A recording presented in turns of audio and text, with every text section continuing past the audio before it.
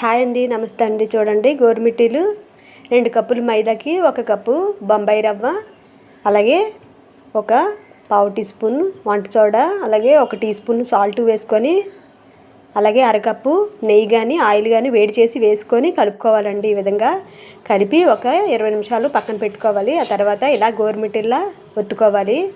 మరి హైలోని మరి సిమ్లోని కాకుండా మీడియంగా ఫ్లేమ్ పెట్టుకొని ఈ విధంగా అయితే ఫ్రై చేసుకోవాలండి. గోరుమిట్టీలు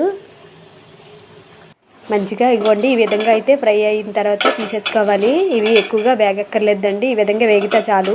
ఎప్పుడు చేయలేని వాళ్ళు ఎవరైనా ఉంటే ఈ విధంగా చేసుకోండి, చాలా సింపుల్గా చేసుకోవచ్చు. ఇవ్వండి పంచదార పాకం అండి. 2 కప్పులు మైదాకి 2 కప్పులు పంచదార అయితే పాకం పట్టుకొని వేసుకోవాలి. చాలా అంటే చాలా బాగుంటాయండి. ఇవి 1 నెల పాటు నిల్వ ఉంటాయండి. పిల్లలకి స్నాక్ కింద ఈవినింగ్ చాలా బాగుంటాయండి. తప్పకుండా లైక్ చేయండి. బాయ్ అండి.